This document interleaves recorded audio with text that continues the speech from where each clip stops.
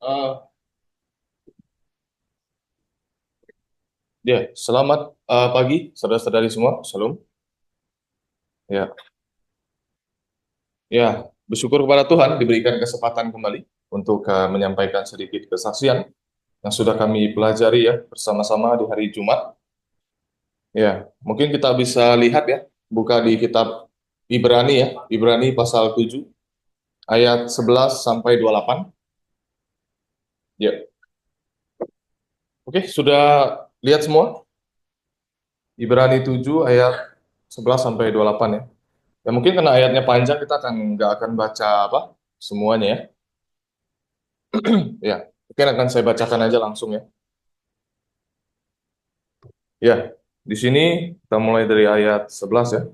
Karena itu andai kata oleh imamat Lewi telah tercapai kesempurnaan, sebab karena imamat itu umat Israel telah menerima Taurat, apakah sebabnya masih perlu seorang lain ditetapkan menjadi imam besar menurut peraturan Melkisedek, dan yang tentang dia tidak dikatakan menurut peraturan Harun. Ayat 12, sebab jikalau imamat berubah dengan sendirinya akan berubah pula hukum Taurat itu. Ya, mungkin yang bisa kita lihat di sini keterbatasan dari imamat Lewi ya. Tentunya Tuhan di dalam dia kita menyembah dia atau kita memberikan suatu persembahan ya. Itu dulu mereka pakai namanya Imam Lewi ya. Jadi orang yang dari keturunan bangsa Israel ya, dari 12 suku, yaitu dari suku Lewi ya. Nah, jadi sistem imamat Lewi dan hukum Taurat itu tidak mampu menyempurnakan manusia secara rohani gitu. Kita tahu ketika bangsa Israel hari itu mereka mau apa? Memberikan suatu korban bakaran atau persembahan untuk Tuhan. Itu tentunya nggak akan menghapus dosa mereka gitu. Itu hanya mengcover ya, menutupi dosa mereka gitu. Jadi nggak bisa menghapus dosa manusia itu secara permanen. Dan ya, jika imamat Lewi sudah sempurna, tidak perlu lagi ada imam lain yang disebutkan, yaitu imam menurut peraturan Melkisedek.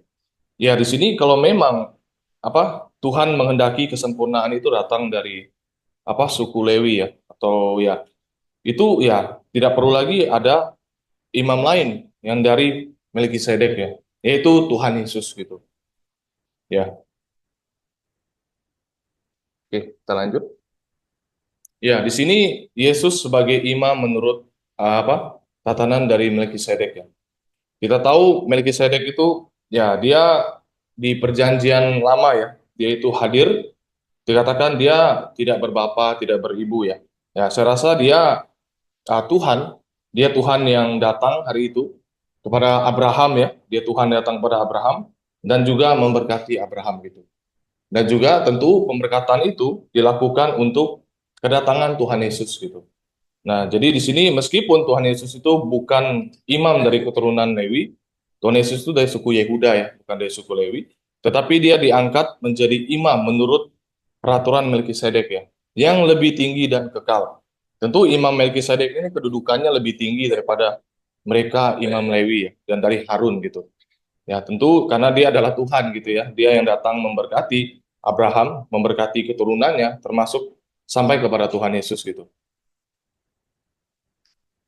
Ya, kenapa harus Tuhan Yesus gitu kan? Kenapa dia harus memberkati Abraham kemudian kepada Tuhan Yesus? Karena hukum Taurat dan imamat Lewi itu tidak dapat menyelamatkan manusia sepenuhnya gitu. Jadi hukum Taurat dan apa Imam Lewi itu tentu tidak bisa menyelamatkan manusia itu secara sepenuhnya gitu, secara apa 100% gitu, menyelamatkan manusia itu tidak bisa gitu. Jadi yang bisa itu karena Yesus hidup selamanya gitu. Dia mampu untuk menjadi pengantar yang sempurna gitu. Itulah kenapa harus ada imam yang lebih tinggi, yang sempurna, yaitu Tuhan Yesus gitu. Ya, Tuhan Yesus tentunya dia menjadi perantara antara kita dan Bapa di surga gitu. Seorang yang tentunya tidak bercacat gitu. Dan tentunya Tuhan ingin ya, karena apa? Hukum Taurat dan Imamat Lewi itu masih belum sempurna gitu. Jadi Tuhan tentu ingin apa? Mendatangkan imam yang lebih sempurna lagi, yaitu melalui Tuhan Yesus gitu. Ya, kalau kita lihat di sini penggenapan dari hukum Taurat gitu. Hukum Taurat tidak membawa kesempurnaan, sehingga dibutuhkan pengharapan yang lebih baik, yaitu melalui Tuhan Yesus gitu. Siapa yang mampu tentunya melakukan hukum Taurat itu 100% gitu, tanpa bercacat gitu. Tentunya tidak ada ya. Tentu di dalam ketidaksempurnaan itu, tentunya sulit untuk kita melihat kepada Tuhan gitu. Jadi semua hukum Taurat itu digenapkan di dalam Tuhan Yesus gitu. Semua peraturan yang ada yang sulit itu semua digenapkan di dalam Tuhan Yesus gitu.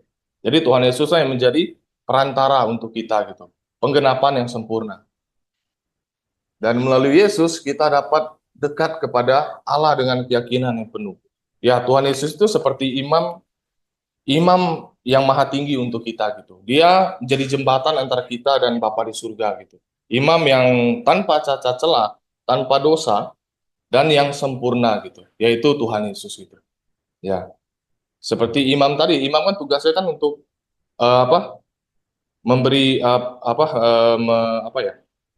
Lebih bahasa mudanya itu untuk membantu bangsa Israel itu dalam mereka melakukan korban bakaran untuk Tuhan gitu kan.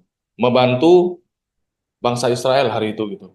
Dan Tuhan di sini tuh ya sama seperti para imam itu ya untuk menjadi perantara gitu antara kita dan Bapa di surga gitu.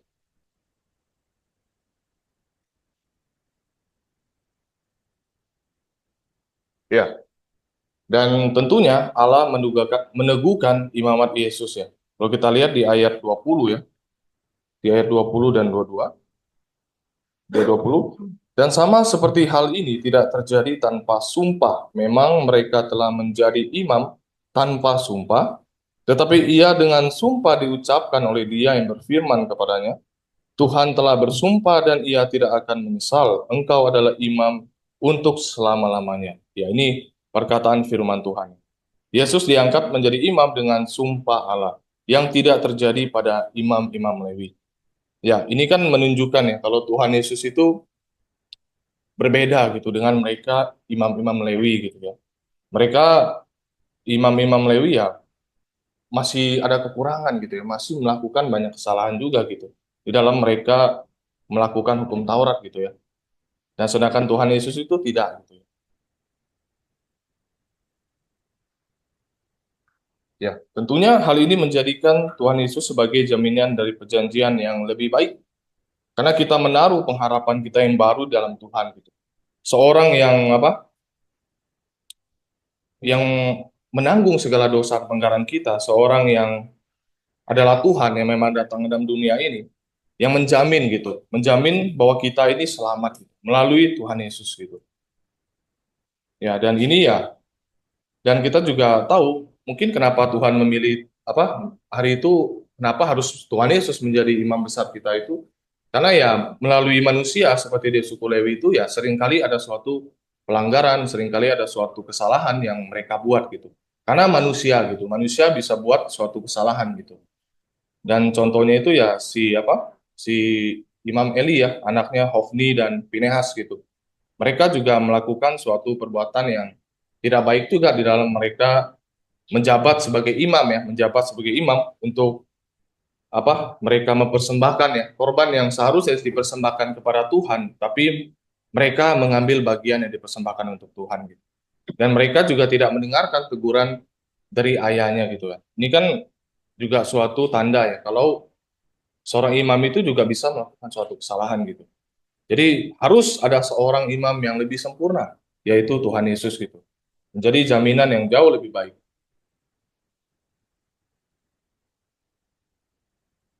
Ya. Dan tentu Imam Lewi itu selalu kalau kita lihat di ayat 23 ayat 23 dan 25 ya.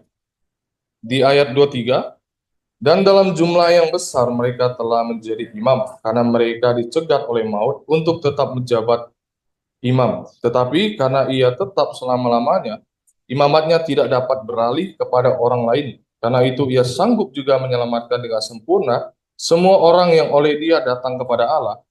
Sebab ia hidup senantiasa untuk menjadi pengantara mereka. Ya, amin ya.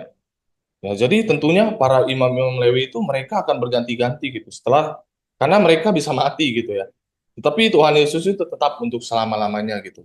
Ya, jadi ya imam itu nggak bakal selama-lamanya gitu. Mereka akan digantikan, dan terus akan digantikan gitu oleh orang lain di belakangnya. Tapi tidak dengan Tuhan Yesus gitu. Tuhan Yesus tetap sekali dan untuk selama-lamanya gitu. Dan tentunya Tuhan Yesus mampu menyelamatkan dengan sempurna dan menjadi pengantara bagi orang yang datang kepada Allah melalui Dia gitu. Ya, tentunya kita sungguh percaya kepada Tuhan Yesus, Dia yang menjadi imam besar kita, Dia yang menjadi perantara antara kita dan Bapa di surga gitu. Dan tentunya tanpa melalui Dia, tentu kita tidak akan bisa gitu, datang kepada Bapa di surga. Karena kita nggak bisa melalui orang lain juga gitu, untuk menjadi perantara untuk dosa kita gitu. Jadi harus Tuhan Yesus yang sempurna di hadapan Bapa di surga gitu, yang tanpa celah mati di atas kayu salib untuk menggantikan segala dosa pengkaran kita gitu. Tentu kita sangat bersyukur gitu kepada Tuhan karena Tuhan yang menjadi imamat kita untuk selama-lamanya. Tuhan yang sempurna gitu. Tuhan yang tanpa cacat celah, tapi memang dia lahir dalam keadaan manusia gitu. Tapi bukan oleh karena kehendak dan keinginan seorang manusia ya. Tapi oleh karena kehendak Tuhan gitu. Dia lahir dalam rupa manusia gitu. Tapi dia tidak melakukan dosa gitu. Ya. Ya, kesempurnaan Yesus sebagai imam. Kita bisa lihat Tuhan Yesus itu adalah imam besar yang kudus dan tidak bercacat dan tak terpisah dari orang berdosa. Ya, kita bisa baca di ayat 26 dan 28.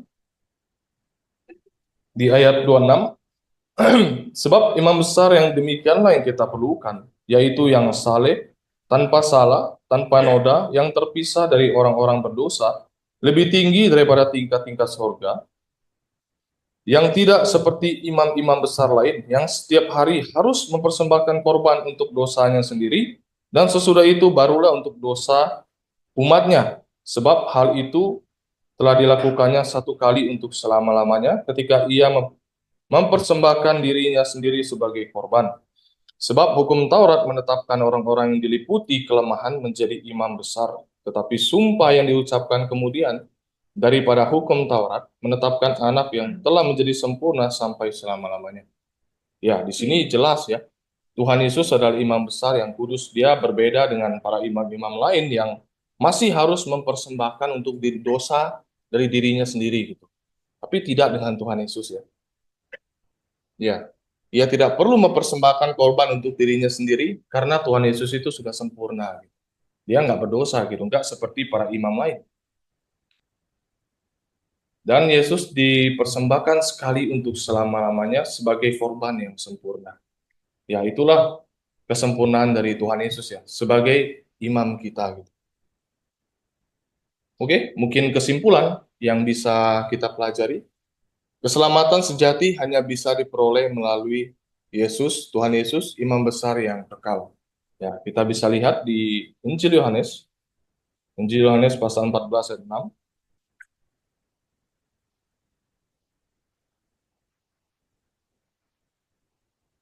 Injil Yohanes pasal 14 ayat 6. Ya, akan saya bacakan. Kata Yesus kepadanya, "Akulah jalan dan kebenaran dan hidup. Tidak seorang pun yang datang kepada Bapa kalau tidak melalui aku." Ya, tentunya di sini jelas Tuhan Yesus bilang dan firman-Nya ya, bahwa keselamatan sejatinya itu hanya melalui Tuhan Yesus. Tidak ada jalan lain, tidak ada melalui manusia lain, tidak ada melalui Tuhan yang lain, hanya melalui Tuhan Yesus, satu-satunya jalan. Karena Dia sempurna gitu, Dia menjadi imam besar kita, perantara kita antara Bapa dan di surga. Ya, dan Tuhan Yesus sebagai imam kekal yang menjadi pengantara yang setia dan tidak pernah gagal. Ya, karena Tuhan itu selalu menepati janjinya ya. Ya, kita bisa lihat juga di Ibrani pasal 10 ya. Ibrani 10 ayat 23.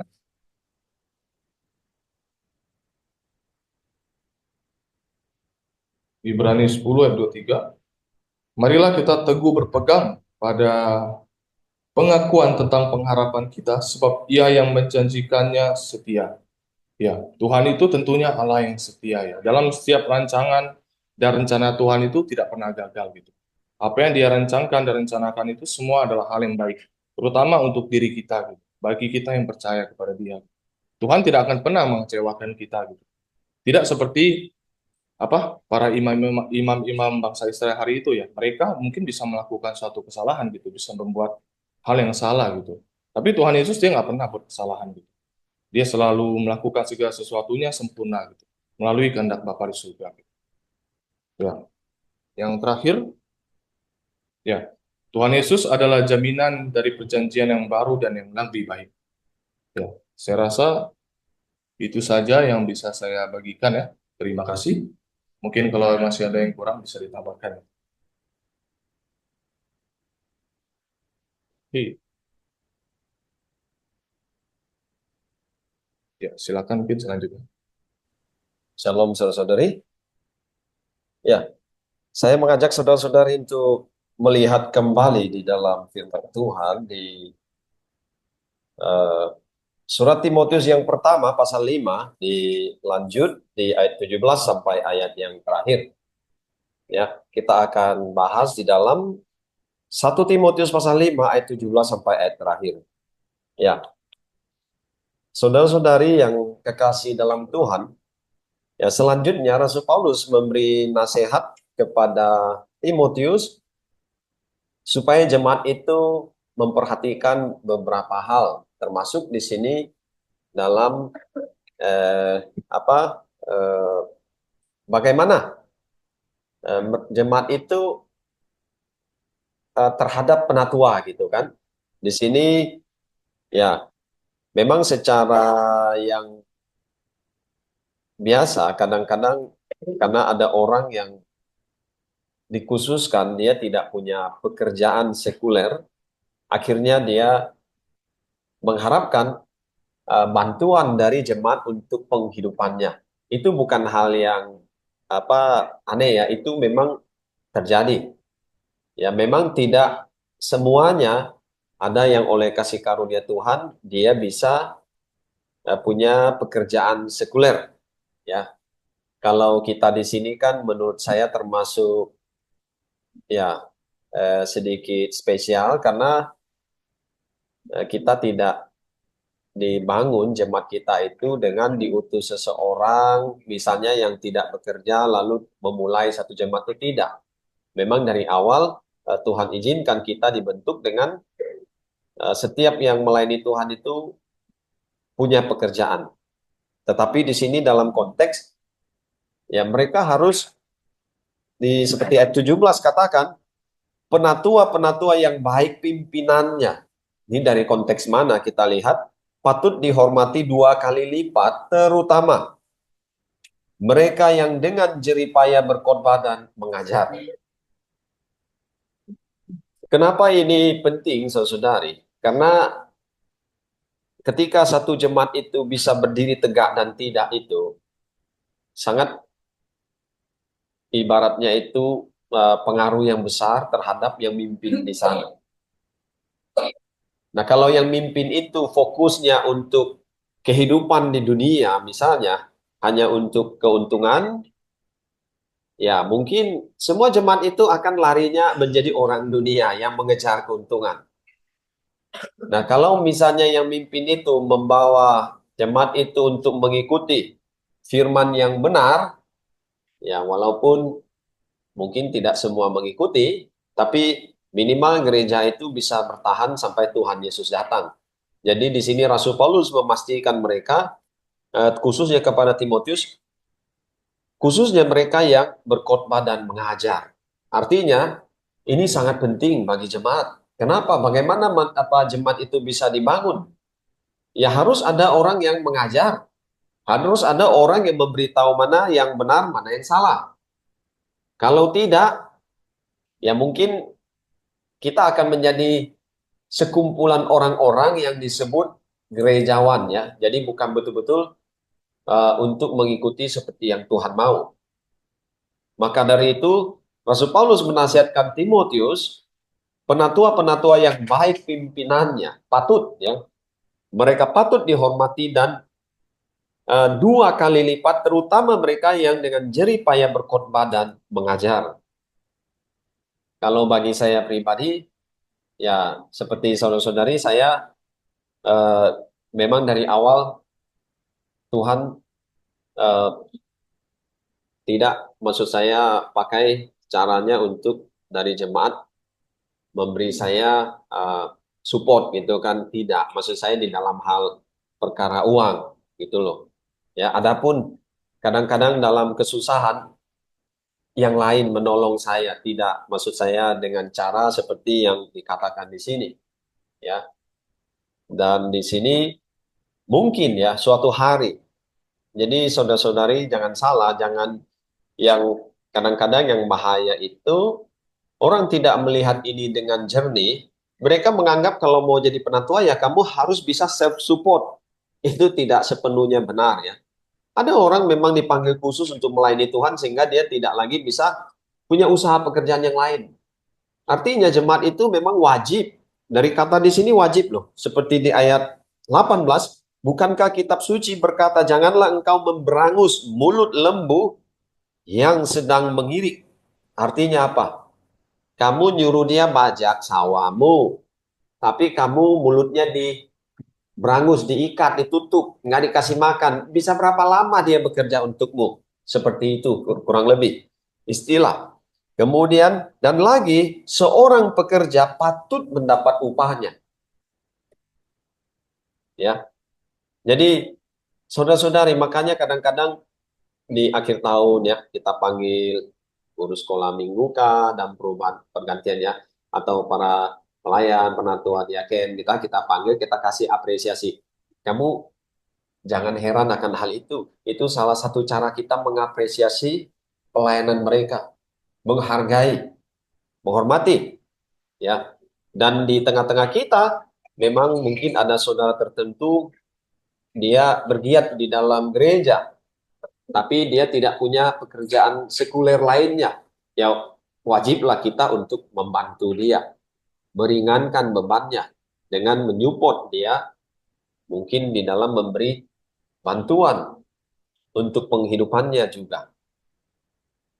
Ya mungkin suatu hari ada saudara-saudara yang terpanggil untuk menjadi penatua sedangkan dia sudah tidak punya pekerjaan.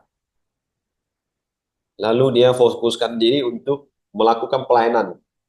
Jemaat wajib untuk support dia. Mungkin sesuai dengan yang maksud saya yang bisa dilakukan. Jadi tidak dengan harus begini, harus begitu, jumlah segini, segini, tidak. Ya sesuai dengan masing-masing kemampuan dan kebutuhan itu harus disesuaikan, ya. Nah, kemudian selanjutnya karena penatua itu punya peran yang sangat penting di dalam jemaat, terutama penatua itu harus berani menegur kalau ada yang salah. Harus berani memberitahu orang, ini salah, ini benar. Dia harus berani. Dan juga seorang penatua itu harus berani berkorban, ya, untuk jemaat. Kemudian penatua juga pasti menjadi sasaran dari siapa? Iblis. Karena kalau misalnya penatua itu berhasil dikalahkan, mungkin itu akan menjadi kekalahan yang besar dalam suatu perkumpulan jemaat. Maka dari itu di sini dikatakan, janganlah engkau menerima tuduhan atas seorang penatua. Artinya, ada orang menuduh dia misalnya, oh dia itu begini begitu. Kamu jangan langsung percaya. Karena itu harus disertai ada bukti. Ya, ada saksi. Kalau misalnya hanya sebutan saja tidak ada bukti, kamu jangan langsung percaya dan mengatakan itu benar. Kamu selidiki dulu, benar nggak sih yang orang dikatakan? Kenapa? Seperti saya bilang tadi, penatua itu akan menjadi sasaran dari serangan iblis. Dan celakanya, banyak orang tidak akan terlalu suka. Kenapa? Kalau ada yang kesalahan mereka tahu, pasti berhadapan dengan dia. Ya, kalau kayak kita di sekolah, di antara guru yang paling suka menegur itu yang paling kamu takutkan. Kalau yang lain mah nggak apa-apa aja. Kalau dia, wih, kita bisa kena tegur. Biasanya begitu, ya. Dan di sini dikatakan kamu jangan langsung terima kalau misalnya ada orang menuduh penatua itu kalau tidak didukung dua atau 3 orang saksi, ya. Nah, mengenai kisah hal di sini sebetulnya kita mempunyai dasar seperti yang Tuhan Yesus ajarkan di dalam hal menegur. Bagaimana yang Tuhan Yesus katakan di dalam Injil Matius. Namun sebelum sampai di situ, kita akan lihat selanjutnya dikatakan, mereka yang berbuat dosa hendaklah kau tegur di depan semua orang agar yang lain itu pun takut. Konteks di sini tidak jarang orang salah di dalam mempraktekannya. Jadi memang Alkitab berbicara seperti ini, tapi kamu harus lihat konteksnya. Ini sesuatu yang kira-kira bisa langsung memberi dampak membahayakan atau tidak. Kalau tidak, kamu tunggu. Yang di sini dimaksudkan itu misalnya kamu menyampaikan sesuatu yang tidak seperti Tuhan katakan dan itu bisa mempengaruhi iman orang tertentu, kamu harus mengambil tindakan langsung. Ya, karena kita pelajari di dalam Alkitab, ini metode yang Tuhan berikan di dalam konteks yang Rasul Paulus katakan tegur di depan jemaat itu dalam perkara yang tertentu. Kamu jangan kenakan semua. Karena saya pernah mendengar di luar sana, mereka bilang Tuhan di dalam firman Tuhan harus tegur langsung depan orang. Lihat dulu masalahnya itu di mana. Tujuan tegur itu bukan membunuh orang loh. Tujuan menegur itu adalah untuk menyelamatkan orang itu daripada melakukan dosa. Pahami itu. Tapi kalau kamu tanpa pertimbangan yang benar, itu bisa terjadi teguranmu itu membunuh orang. Maksudnya membunuh dalam konteks menjauhkan orang dari Tuhan. Itu tidak baik. Makanya lihatlah perkara itu dengan jeli. Makanya seorang penatua itu mereka harus punya apa yang disebut bisa menilai secara rohani satu perkara itu. Jadi tidak asal, ini kata begini harus begini. Dia harus bisa menilai dulu. Ini perkara yang dimaksud di sini seperti apa. Dia harus punya bahasa Inggrisnya itu discerning ya, spiritual discerning. Jadi dia bisa menilai sesuatu yang rohani. Tidak langsung ambil keputusan, nilai dulu ini berbahaya atau tidak. Kedepannya bagaimana ini kejadiannya. Ya, karena kalau tidak, kita akan mengalami masalah terus dan terus karena salah keputusan yang dibuat. Ya, saudara-saudari, saya mengajak kita melihat di dalam Injil Matius untuk melihat apa yang Tuhan Yesus katakan tentang hal dalam menegur. Pasal 18. Matius pasal 18 di ayat 15 sampai ayat 18 ya. Kita bisa lihat di sini di ayat 15 di dalam Matius pasal 18 ini yang Tuhan Yesus ajarkan tentang perihal menegur. Apabila saudaramu berbuat dosa, tegurlah dia di bawah 4 mata. Artinya kamu ini wajib menegur dia, tapi tidak di tempat yang ramai. Itu dulu. 4 mata. Mungkin sesuatu yang berhubungan bisa mencemarkan nama baik dia. Kamu bantu dia dengan hal itu. Karena kasih menutupi banyak pelanggaran. Maksud di sini. Kenapa 4 mata? Kasih menutupi banyak pelanggaran. Kamu tidak punya tujuan untuk merusakkan dia atau menghancurkan dia, itu tidak. Atensimu adalah bagaimana saudaramu yang melakukan dosa itu bisa kembali. Makanya disuruh 4 mata dulu. Jangan langsung di depan umum seperti ini. Waduh, orang itu mungkin tidak bisa kembali lagi di dalam persekutuan karena terluka. Ya, di sini dikatakan 4 mata dulu. Jika dia mendengarkan nasihatmu, engkau telah mendapatkannya kembali. Artinya dia setuju. Nasihat yang kamu beri, dia setuju bahwa yang dia lakukan itu salah. Ini kan penting. Kamu tegur seseorang, dia tidak merasa bersalah. Ini masalahnya jadi tambah masalah sebenarnya. Kenapa? Yang kita lihat itu benar salah, tapi dia tidak melihatnya salah. Inilah yang sering terjadi. Seperti saya sering katakan, Tuhan Yesus hanya bisa mengampuni kita kalau kita tahu kita orang berdosa loh. Coba kamu lihat baik-baik di kitab suci. Aku datang untuk orang berdosa. Nah, kalau orang tidak merasa berdosa dan bersalah, apa tujuannya dia percaya Tuhan Yesus? Tuhan Yesus pun tidak bisa mengampuni dia. Kamu pun tidak bisa mengampuni orang yang tidak merasa bersalah. Karena memang seperti itu Tuhan ajarkan. Nah, orang ini harus sadar dulu. Lalu dia aman. Jika ia tidak mendengarkan engkau, bawalah seorang atau dua orang lagi. Hal ini kita mempraktekkan beberapa kali untuk menasihati saudara atau saudari tertentu bahwa yang dia lakukan itu tidak baik. Tapi lagi-lagi kita harus paham, jangan melakukan itu dengan tujuan untuk apa? Mengeksekusi dia. Bukan. Kamu menegur saudaramu itu dengan tujuan dia bertobat. Dia kembali di dalam persekutuan. Dia tidak hidup seperti orang yang dihilangkan dari daftar. Tidak. Tujuan kita adalah untuk membawa dia kembali dalam persekutuan. Tetapi karena dia sedang di dalam kesalahan, pasti juga kita memberikan saran. Makanya kamu perhatikan di dalam Tuhan Yesus, kamu lihat cara Tuhan Yesus mendidik kita. Waktu kita masih berdosa, dia mengampuni kita sepenuhnya tanpa menghitung dosa dan pelanggaranmu yang kamu buat, yang disebut kasih agape. Nah sekarang, ketika kamu sudah mengenal dia, caranya itu akan lain. Kenapa lain?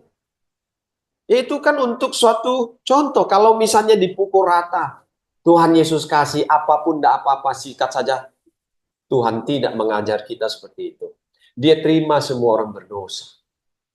Tapi dia tidak pernah bertindak dengan sembarangan tentang kekudusannya. Artinya apa? Seseorang waktu diselamatkan, memang betul, dia tadinya mungkin, maaf kata ya, pezina, perempuan berdosa, atau laki-laki yang suka bergaul dengan perempuan tidak benar. Itu Tuhan ampuni dia, menerima dia, betul. Tapi setelah dia percaya, kamu pikir Tuhan Yesus akan biarkan dia hidup seperti itu? Enggak. Tuhan Yesus akan menghentikan dia dari situ. Kalau dia sungguh percaya pada Tuhan Yesus, dia sendiri menyadari dia tidak mau lagi hidup seperti itu. Itu yang benar. Tidak mungkin. Oh, Tuhan Yesus memang tahu saya ini, tapi dia biarin aja saya hidup seperti itu. Enggak ada. Itu salah. Kalau kita perhatikan di dalam kitab suci, makanya saya katakan, ketika kita sudah percaya Tuhan Yesus, yang berlaku untuk kita itu beda. Sekarang posisinya kita sudah di dalam Tuhan. Artinya apa? Kamu akan dididik di dalam kebenaran. Mana yang boleh, mana yang tidak. Sorry, mana yang boleh dan mana yang tidak. Jadi tidak bisa kamu ambil dengan pemahaman awal. Coba kamu perhatikan waktu perempuan yang berzina dibawa pada Tuhan Yesus.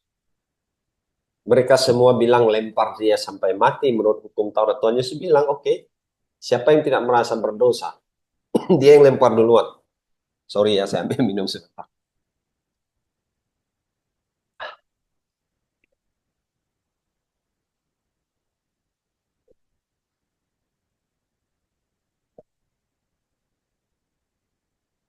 Oke, Tuhan Yesus bilang, kamu lempar duluan, siapa yang tidak melakukan dosa. Dari yang paling tua, kita bilang mereka pergi. Kenapa? Manusia itu, makin lama dia hidup sebetulnya dia sadar, makin dia tahu dia sangat berdosa. Jadi dari yang paling tua pergi. Tapi Tuhan Yesus pesan sama perempuan itu, jangan berbuat dosa lagi. Nggak ada dia bilang, nggak apa-apa kamu lakukan itu terus, nggak ada. Sama seperti kita. Di awal waktu kamu belum kenal dia, Hukumnya apa? Aku mengasihimu apa adanya, aku terima kamu. Setelah kamu mengenal kasihku, kamu harus merubah jalan hidupmu. Mana boleh kamu seperti istilah babi kembali ke kubangannya, anjing kembali ke muntahnya, kan nggak boleh. Makanya di sini ketika kamu ingin menolong saudara atau saudarimu, dia udah salah. Kamu harus kasih dia syarat. Kamu harus kasih tahu dia pagar mana yang nggak boleh kamu langgar. Tapi kalau kamu nggak mau berjalan seperti itu, kamu nggak bisa nolong dia. Kenapa? Ini bukan kasih di awal kamu belum kenal Tuhan Yesus. Kamu sudah tahu Tuhan Yesus, lalu kamu lakukan pelanggaran. Ketika kamu mau ditolong, ini pun harus ada pagarnya yang lebih ketat. Pertama, untuk menunjukkan kesungguhanmu kalau kamu mau bertobat dari kesalahan itu. Tapi kalau tidak, kamu main langgar terus. Tidak ada pilihan. Seperti ini dikatakan, kita pelajari lagi. Mengerti ya saudari maksud saya? Kan nggak langsung dong, kamu nggak boleh lagi perjamuan itu, enggak. Kasih tahu, tergantung. Ada dosa yang nggak bisa kita anggap ini tidak boleh ditunda. Kita harus bisa melihatnya. Di sini Alkitab berkata, kamu ajak satu orang, ini dalam konteks orang itu ya sedang dalam masalah berdosa dan dia tidak mau menerima di awal 4 mata itu dia tidak terima. Setelah 4 mata tidak terima, kamu ajak lagi saksi. Kenapa butuh saksi? Jangan sampai kamu cuman berdua ngomong habis itu ambil keputusan, jangan. Tergantung dalam perkara apa. Ingat, perkaranya itu apa? Kamu boleh langsung ambil keputusan, tidak boleh itu di dalam hal tertentu yang menyangkut kekudusan. Tetapi kalau dalam perkara-perkara yang masih bisa ditangani dan tidak menyangkut masalah kekudusan, mungkin kamu akan kasih tahu dulu peringatan. Sebelum sampai ke tahap yang berikutnya. Dia tidak mau dengar dan dia terus. Kamu butuh saksi saudaramu yang lain. Makanya Tuhan suruh kamu ajak 1 atau 2 orang lagi ngomong sama dia. Ketika timbul masalah dengan orang itu, kamu tidak sendiri. Ada 2 saudaramu yang berdiri di sana menyaksikan. Betul loh, kami sudah menegur dia. Lalu ketika jemaat tanya, bukan 1 orang yang berdiri ngambil keputusan. Kami sudah lihat sendiri memang itu harus dilakukan. Ini maksud Tuhan. Jadi tidak ada yang menentangnya. Tapi kalau cuma sendiri saja, kurang baik. Kemudian di sini, jika ia tidak mendengarkan kau, bawalah seorang atau 2 orang lagi supaya atas keterangan 2 atau 3 orang saksi. Ingat ya, saksi dibutuhkan. Maksudnya menyaksikan bahwa kamu menegur dan memang mereka pun tahu ini perkara seperti ini, pun ikut tegur, dia tidak mau terima. Jadi kalau ada timbul masalah dengan orang itu, jemaat akan tanya dan disaksikan dengan yang lain. Dan dikatakan, dan jika, ini yang berikutnya lagi. Artinya, ini udah dilakukan loh. Secara 4 mata sudah ya. Lalu 6 mata pun sudah, kan gitu. Ya. Lalu di sini, dan jika ia tidak mau juga mendengarkan jemaat, pandanglah dia sebagai seorang yang tidak mengenal Allah atau seorang pemungut cukai. Dalam konteks di sini, orang itu, walaupun dia seorang saudara atau saudari, dia harus dihentikan dari mengambil perjamuan. Ini udah peringatan. Dia boleh datang. Perjamuan tidak boleh. Karena itu bisa merusak ya kesaksian. Jangan sampai ada jemaat berpikir, oh dia diketahui semua. Wih, kenapa dia begitu masih, kayaknya dia kayak nggak berdosa aja sih melakukan itu. Nah, dia tidak boleh ngambil perjamuan. Lalu kita bantu proses, kita tunggu. Proses apa? Pemulihan. Kita tidak ingin seorang pun saudara-saudari kita hidup di dalam dosa. Kita ingin merangkul mereka semua. Kita ingin menolong mereka. Tapi jangan sampai kita sendiri terseret di dalamnya. Artinya apa? Tidak lagi membuat keputusan yang benar dalam satu perkara. Ini yang harus kamu hindari. Terseret itu bukan berarti kamu ikut dalam dosa itu, tidak. tapi kamu mengambil keputusan yang salah. Kamu terseret di dalam kesalahan dia, artinya apa? Dia nyata-nyata salah, kamu bela dia. Kamu terseret di dalamnya artinya. Lalu yang baik bagaimana? Coba saya kasih kamu contoh. Kamu punya anak pergi sekolah. Oke? Di sekolah guru tegur dia.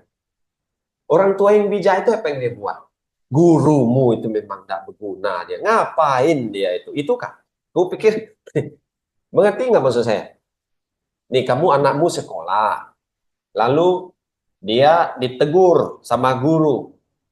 Lalu karena tidak bisa menyelesaikan kamu dipanggil. Kamu datang sana gurunya kamu omel-omelin, kamu tunjuk-tunjuk. Misalnya, kamu pikir anak kamu itu bisa belajar sesuatu yang baik kah dari kamu dengan seperti itu? Tidak. Jangan lakukan itu, saudara-saudari. Saya kasih tahu kita semua di sini. Mungkin suatu hari kamu punya anak. Kamu tahu itu mau dia salah atau tidak kalau guru sudah ada bilang seperti itu. Kamu harus dukung dia untuk setuju dengan guru itu dalam konteks untuk hal yang benar. Kadang kan yang bahaya itu dipanggil nggak terima. Gurunya yang disalahin. Tidak boleh. Ya, karena kita mendidik anak kita untuk belajar taat. Kita sendiri mengajak dia berontak. Lalu ujung-ujungnya apa yang kamu pikir? Anakmu bisa sekolah dan tenang di situ? Enggak. Pasti guru itu ngomong-ngomong dan cap, ini bahaya. Kamu tegur dia. Orang tua bertindak. Anak kamu bisa sekolah dan tenang. Semua guru memandang dia seperti itu. Kamu harus buat apa? Gurumu itu menggantikan orang tua. Kalau dia didik kamu itu alasan yang benar.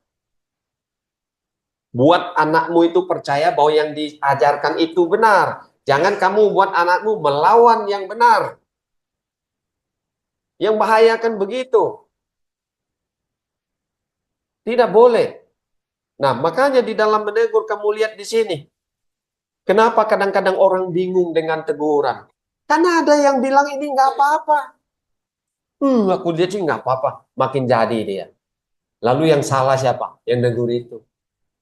Lihatlah dengan benar.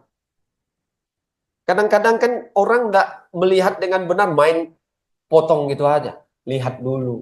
Perkaranya itu apa? Kita tujuan untuk menolong. Kamu ingat baik-baik. Tegur itu bukan untuk merusakkan. Untuk menolong orang itu. Ya, kalau kamu lihat saudaramu misalnya. Dia merasa dirinya nggak salah. Lalu kamu bagaimana untuk menjelaskannya? Kamu lihat firman Tuhan. Benar kok firman Tuhan seperti itu. Dia mau membenci saudaranya. Kamu dukung dia benci saudaramu atau kamu bilang dia jangan begitu? Yang baik kamu akan bilang tidak boleh begitu. Caramu itu jangan. Kamu harus tolong dia. Buat dia mengerti. Ini yang benar. Ya, kalau misalnya, makanya kadang-kadang saudari, saya kasih tahu, ketika ada satu teguran, itu pelayan itu kita pastikan semua tahu. Ini berlaku untuk masalah apa? Kenapa? Supaya tidak ada orang yang, karena bahayanya dan pelayan itu apa? Ini ada 5 orang misalnya. Sudah diputuskan ini tidak baik, ada satu lari ke belakang itu bilang nggak apa-apa. Ini paling bahaya. Lalu otak orang yang salah itu mulai ragu. Nah, jangan mereka itu salah ngambil keputusan. Tuhan tidak mengajarkan itu. Coba kamu lihat di sini. Kalau satu orang ngomong nggak bisa kamu bawa lagi, nggak bisa juga. Tarik garis dulu. Kemudian dia katakan di sini. Ketika yang dimaksud ayat 17 ini tidak beda. Hampir sama yang dikatakan di Timotius. Karena hari zaman Timotius itu bahayanya apa? Banyak guru palsu. Makanya Rasul Paulus dengan tegas katakan, kamu tegur depan umum itu. Ada orang bilang, kalau cuma percaya Tuhan Yesus mah nggak bisa selamat. Kamu perlu tunggu nggak sih? Di tengah-tengah kamu persekutuan misalnya saudari. Ada yang datang bilang, "Wih, kalian nih. Siapa bilang sih percaya Tuhan Yesus tuh bisa masuk surga?" Enak aja. Kamu harus tanya dulu baru tegur atau kamu boleh ngomong langsung? Saya tanya. Hah, Cing, kamu, kamu dalam persekutuan ada satu orang datang, masa percaya Tuhan Yesus hanya bisa selamat? Tidak mungkin. Kamu perlu perlu tunggu tanya yang lain dulu atau kamu bisa ambil keputusan bahwa yang dia katakan salah? Hah? Bingung ya? Aku ngomong nanti aku dibilang salah, sok tahu lah, udah diam aja lah, itu ya. Kamu jangan diam, karena iman kita yang kita percaya dalam kitab suci tidak seperti itu. Kita tahu jalan keselamatan dan jalan Tuhan Yesus. Kamu harus kasih tahu dia. Dia bersikeras. Enggak, pokoknya saya menurut yang saya percaya sama kitab, enggak hanya percaya Tuhan Yesus, percaya yang lain pun bisa ke surga. Kamu tahu orang itu sedang tidak di dalam Tuhan. Tidak. Kalau ada Roh Kristus di dalam dia, enggak mungkin dia mengatakan hal itu. Ini pasti dari luar sana. Kamu enggak perlu minta persetujuan dulu untuk tegur itu. Minta maaf. Kami di sini semua percaya bahwa jalan menuju surga itulah Tuhan Yesus. Kalau kamu tidak memandang seperti itu, kamu membawa ajaran yang lain, kami minta maaf, kamu lebih baik diam. Kamu harus ngomong gitu. Kenapa Rasul Paulus bilang ngomong depan seperti itu? Hari itu banyak ajaran sesat. Orang siapa datang, kalian kalau tidak disunat tidak bisa ke surga. Bagaimana mereka harus tunggu rapat dulu kita loh. Coba yang dia ngomong itu benar, nggak perlu. Mengerti maksud di sini? Mengerti ya? Mengerti nggak? Mengerti ya? Tidak perlu. Kamu nggak perlu tunggu rapat seperti itu. Kamu nggak perlu. Kamu langsung bisa. Mungkin. Langsung lah. Oke. Ya. Kita kembali lihat di sini. Ya, makanya di sini dikatakan, aku berkata kepadamu, ya, sesungguhnya apa yang kamu ikat di dunia akan terikat di sorga, dan apa yang kamu lepaskan di dunia akan terlepas di sorga. Ini dalam konteks apa? Kamu tahu kebenaran. Kalau orang datang mengatakan yang tidak benar, melawan kebenaran itu, kamu tidak perlu tunggu untuk mengatakan yang benar itu. Beritahu dia. Kalau orang itu tidak setuju bahwa masuk surga itu hanya Tuhan Yesus, bagaimana tidak terikat ke surga? Dia tidak akan bisa ke surga dengan cara jalan pandangnya sendiri. Dia harus setuju dengan Injil. Oh, kalau selama aku buat baik pasti bisa ke surga. Tidak seperti yang diajarkan dalam Injil. Keselamatan itu tidak bisa kamu peroleh dengan berbuat baik. Terikat di surga. Bukan saya yang buat aturan. Nah, sekarang kita kembali lihat di dalam Timotius tadi. Setelah Rasul Paulus bicara seperti itu, saya perlu menjelaskan tentang menegur itu jangan sampai salah. Kalau yang di sini disuruh depan semua orang itu, kamu harus tahu konteksnya. Hari itu banyak guru palsu yang mengajarkan yang tidak benar. Jadi dia tidak boleh tunda dan biarin orang itu terus ngomong. Jangan. Suatu hari, kalau misalnya saudara-saudara muda, kalau kamu kurang berani, saudari pun tidak apa. Kalau ada di tengah kita, datang orang bilang, bukan hanya percaya Tuhan Yesus bisa ke surga. Kamu tidak perlu biar dia lanjutkan omongannya. Hentikan dia. Kalau di dalam persekutuan kita di luar sana, kita tidak usah campur. Itu urusan mereka. Tapi di dalam kita di sini, kita tahu jalan keselamatan hanya lewat Tuhan Yesus. Yang telah mati di kayu salib demi menebus kita dari dosa dan pelanggaran kita. Tidak ada jalan yang lain. Kemudian yang berikutnya di sini kita lihat, ketika kamu buat keputusan di ayat 21, di hadapan Allah dan Kristus Yesus malaikat-malaikatnya, malaikat pilihannya, ku pesankan dengan sungguh-sungguh kepadamu, camkanlah petunjuk ini tanpa prasangka dan bertindaklah dalam segala sesuatu tanpa memihak. Tidak pandang bulu, tanpa memihak. Ingat kata ini. Yang bahaya kita buat kadang. Ini memanglah keluarga saya. Jangan terlalu keras lah. Ini orang lain keras dikit apa. Jangan begitu.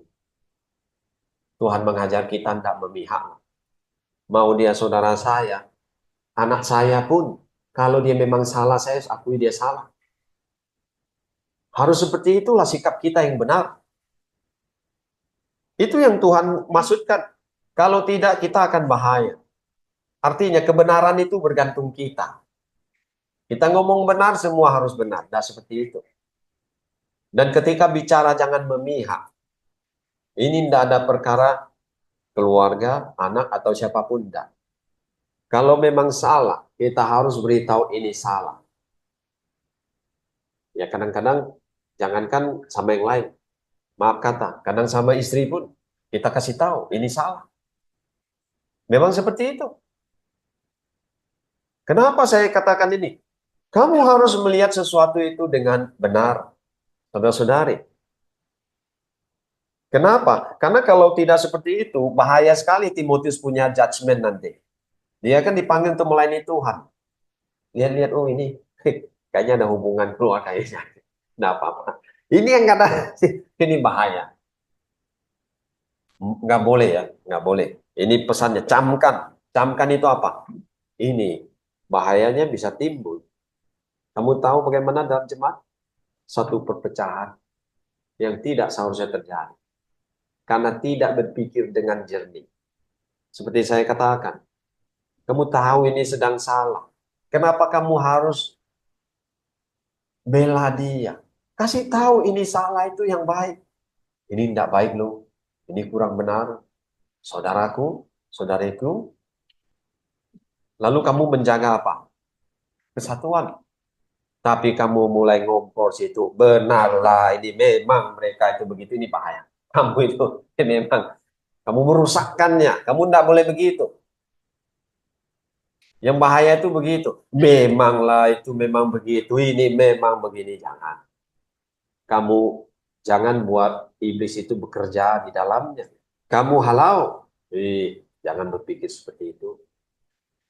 Dia saudara kita. Dia saudari kita. Ya.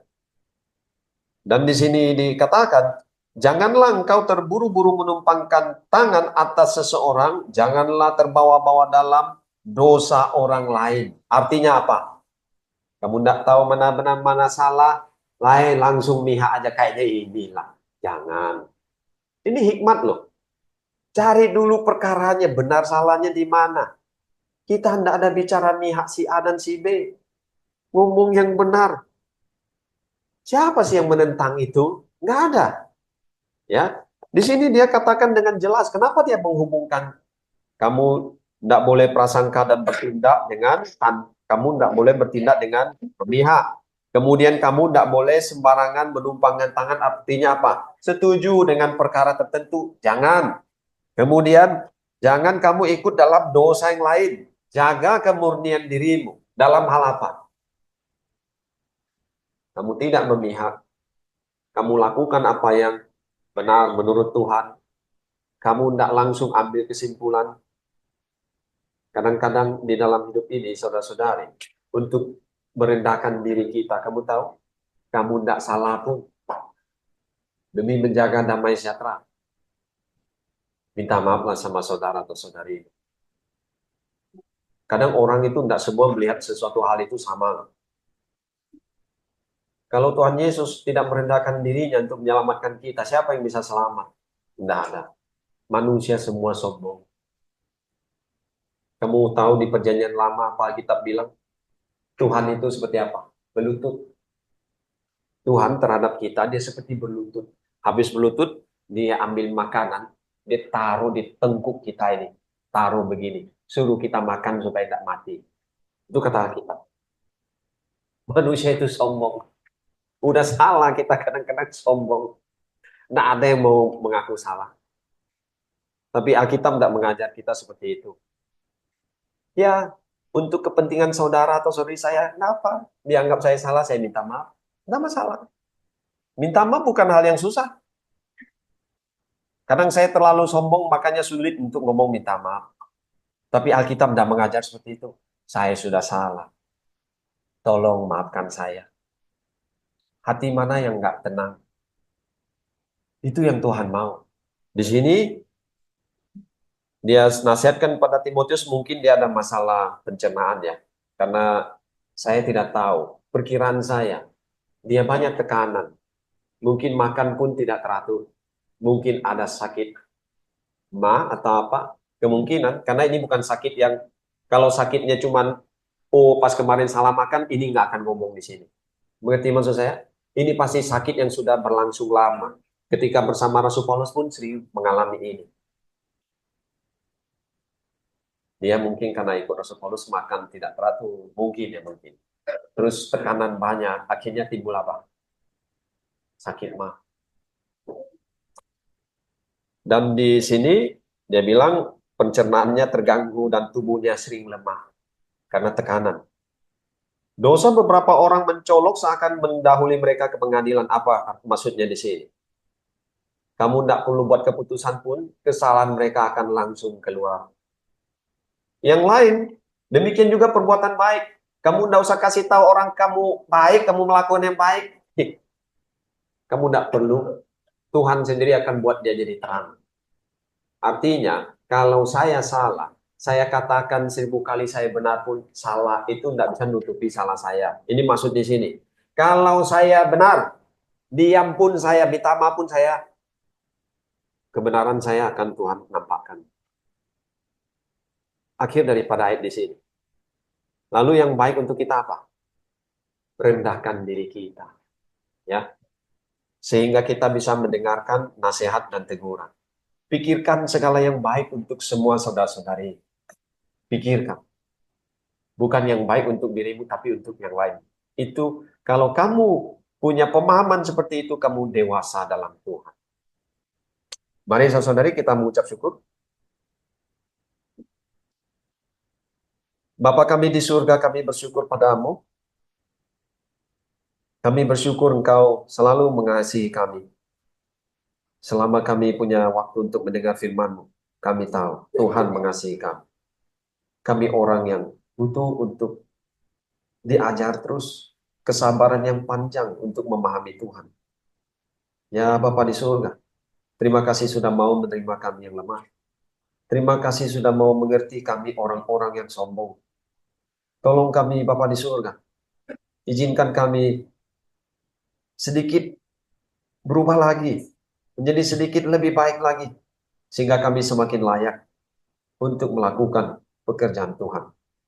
Bantu kami semua Bapa di surga untuk mengasihi nama-Mu lebih dari segala sesuatu yang ada. Sehingga apapun yang kami kerjakan, nama Tuhan akan terus menjadi yang utama. Kami mengucap syukur dan berdoa dan menyerahkan kegiatan kami selanjutnya dalam tangan-Mu. Hanya dalam nama Putra Tunggal Tuhan kami Yesus Kristus. Amin.